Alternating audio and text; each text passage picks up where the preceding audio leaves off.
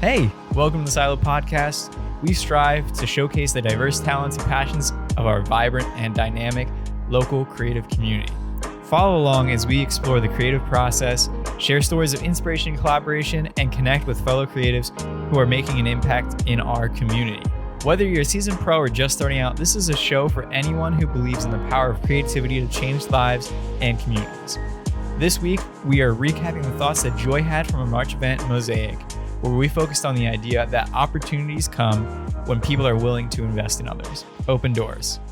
So I actually have a lot of different women in my life that have inspired me in different ways. So I'm going to try to go through them quickly because otherwise I'll just ramble. And there's like 4 women I'm going to talk about. So here we go. The only one I actually know personally is Timbrell on the left there. Yeah, you know her. Yeah, some people know her. She's a Lancaster legend. She's incredible. She has a brand called Kiati, which is named after her. And she designs everything for her brand herself. She's South Indian, so a lot of her things are artisan made. All of her employees are paid a living wage in India, and she designed my wedding dress with me. We just got connected through another female business owner in Lancaster, and she's just become my big sister. And she's just she's probably my biggest role model creatively. She's the person that encouraged me to start modeling, and she gave me opportunities through her business. So I guess that was the first thing to mind when I heard Open Door, because she just does that for people all the time. And I didn't think I was going to get this emotional talking about her. But her sister actually came to Spring Capture last year, and just their whole family is so lovely, and the business is really a family affair. They've just taught me a lot about what support looks like within a family and how to steward that to other people. So I'm really grateful for her, and she's a leader. She's a woman of color business owner, and I'm just truly inspired by that in a small city like Lancaster to see the strides she's made for not only herself but all the people that she is working for. She's all about empowering and inspiring others and making sure that the people and the planet are put first over her profit. And she also, if you go to her store, her work is super high quality. Anyway, this is just a plug for Timbrell, actually. But yeah, I should have tagged her store too, because you should follow her on IG, but it's just at Kiati. So yeah, she's my biggest role model. And then the other gal, that's just her IG plug, but her name's Riva. She is a freelance stylist, and she has some crazy looks herself. She's also South Asian. I'm also South Asian. So to me, they're just baddies. They're great. But yeah, Riva is a freelance stylist. She just completely forged her own path in fashion. She styled some Cardi B music videos and other big name people that I'm forgetting. I want to say Megan Thee Stallion, but yeah, she's worked with all kinds of people. She's styled a lot for Ravina, if you know who that artist is. Yeah. So I think she's really great. When I think of someone who completely sets the rules for themselves and forges their own path, I think of her.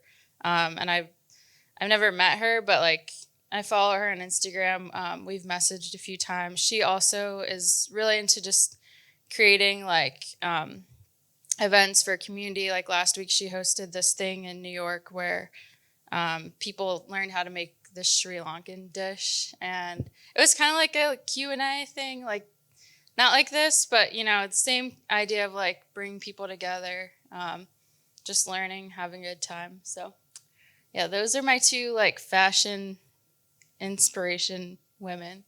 And then for food, I picked these 2 women, Sophia Rowe, because she is a chef, but so she's worked in the restaurant industry for ages, but now she's like a personal chef. She has a studio test kitchen, which to me is like a dream job because you literally just like get to cook and create recipes for a living. I mean, she does a lot of other things aside from that. But yeah, she's like a food stylist. She's like a fashion icon, I think. She's really the first person who I learned where you can like blend the two worlds together. So she'll explain like how her outfit is like the inspiration for a recipe, or like the colors for a recipe are the inspiration for an outfit, like vice versa. And she lives in Brooklyn, so she does a lot of work with like, you know, events there in the fashion and the food world. Like she, for example, will like create a meal for like maybe a fashion week event, or like make, I don't know, like apps or something.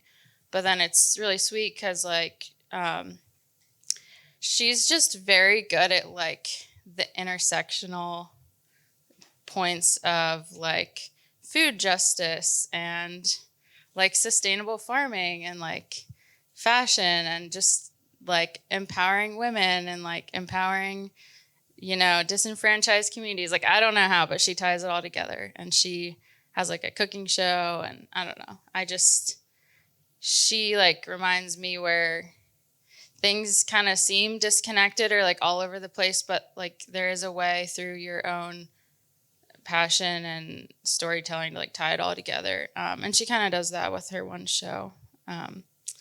So yeah, I really look up to her. And then Padma Lakshmi, she's kind of like a more traditional person, where like traditional whatever. She's also like a legend. And she's been around a lot longer, but she was like a model first and then became a chef.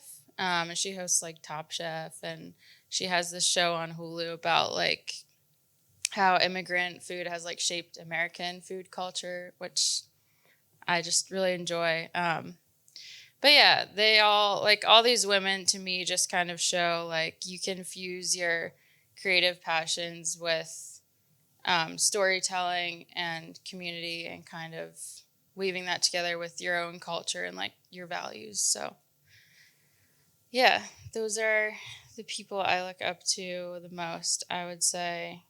I'm trying to actually answer these questions so that there's a flow. I feel like one of these questions, like, what have you acted on because of the people that you look up to? I don't know. I think they remind me that, like, there really aren't rules with creativity. You just have to, like, believe in your own vision and realize it's, like, not about you. It's about, like, the project you're working on, or like the vision you're trying to uphold, or the community you're working to help, and it all come together. Sometimes, like, I know with my friend Tim Brell, she's had a lot of setbacks throughout the pandemic, and just seeing her like resilience and perseverance and like trust, it's so cliche, but like trusting the process.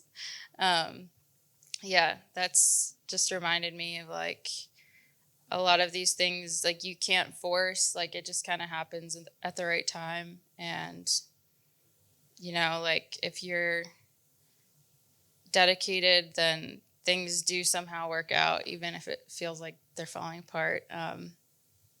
Yeah, I've watched her, like, I've watched Tim Brell go through a lot, but she's always, like, maintained her humility and her integrity throughout everything. And, she's never like used that as a reason to take it out on others. And I'm just truly inspired by that, because I know that even in like the entertainment world, you know, people can be kind of savage. So yeah, I mean, she works in fashion, but you know, they're kind of similar.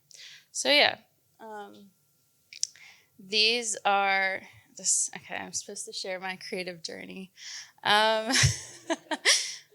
I don't even know like how to start with that. I think for me with cooking, it started when I moved to Australia. I lived there for like a year and a half between high school and college. And I loved like cooking in high school. I loved like learning about food, but I never really made it my own until I lived on my own. And that was the first time I lived on my own. And I was on a budget. I had 2 roommates. We'd always just like see what we could make with stuff. We were like, how many things can you make with a sweet potato? Just stuff like that. So actually, you can kind of see that I'm really bad at taking pictures of the food I make, and I'm not very tech savvy if you haven't already figured that out. But you can kind of see in the bottom right corner, I like made this sweet potato pizza. I just did like a dinner party for our friends because it's something I'm kind of trialing, and I'd love to do it like on a more like professional scale. Like I'd love to do it regularly and just open it up to people and like donate some of the proceeds to like a charity or like for example in Lancaster, they help with a lot of refugee families resettling them. So if it ever got to that point, I'd love to do something like that. But yeah, this was like the first and only one I did, but it was really sweet. And like that's I think what I love the most about food is like you literally can't enjoy it unless you're with other people.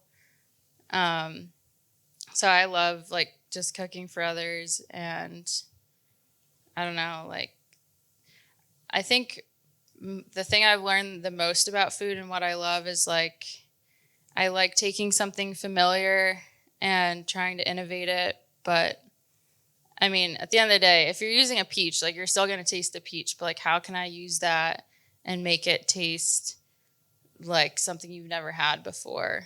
But also like you got to make people actually want to eat it.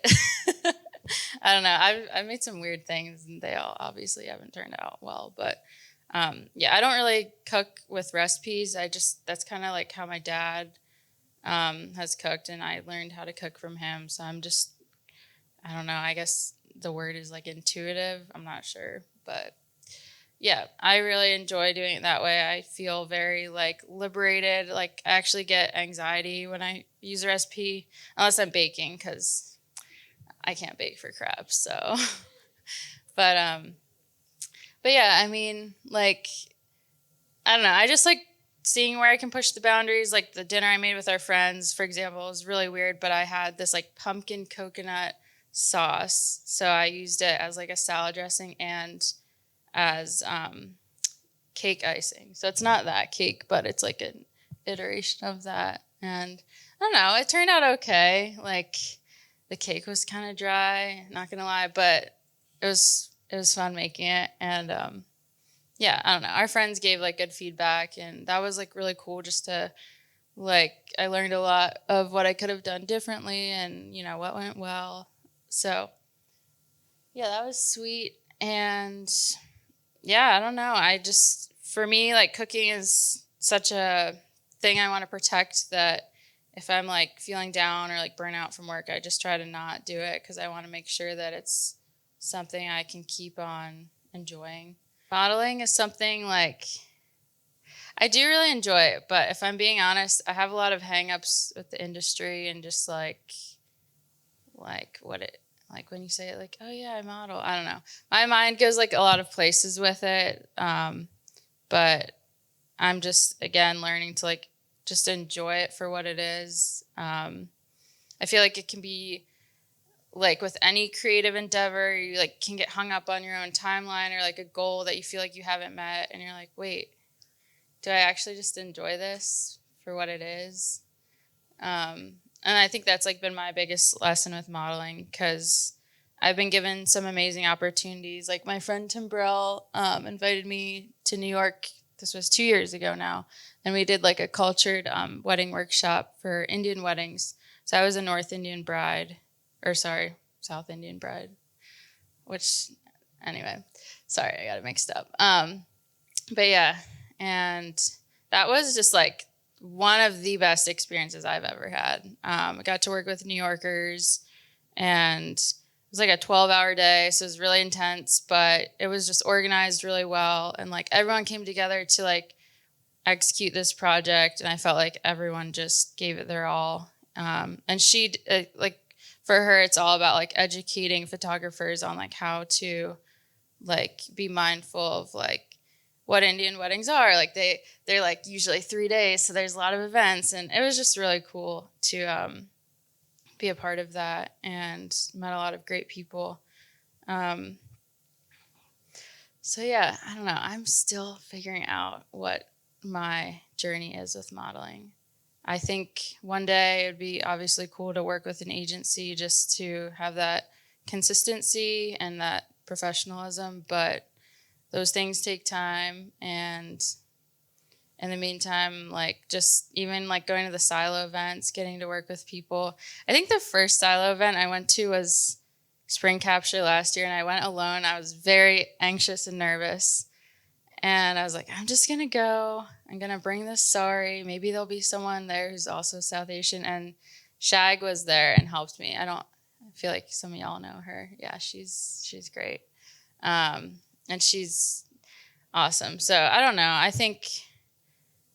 I guess like the biggest thing I've learned, to kind of sum up, I don't know if I'm over time or what. You can just cut me off. Honestly, just turn the mic off.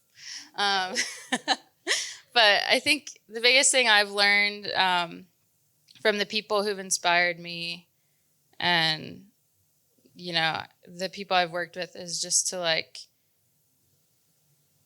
stay humble, stay dedicated to your craft, and like there is no formula. There's no one way. Like you just kind of have to figure it out and trust and just be patient. But like if you continue to work hard and have patience and just be persistent, then like good things will come. And like the most important thing along the way is the people anyway. Like you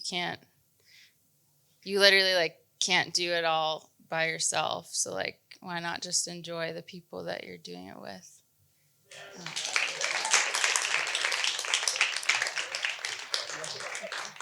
Don't mind me as I sip from my emotional support water bottle.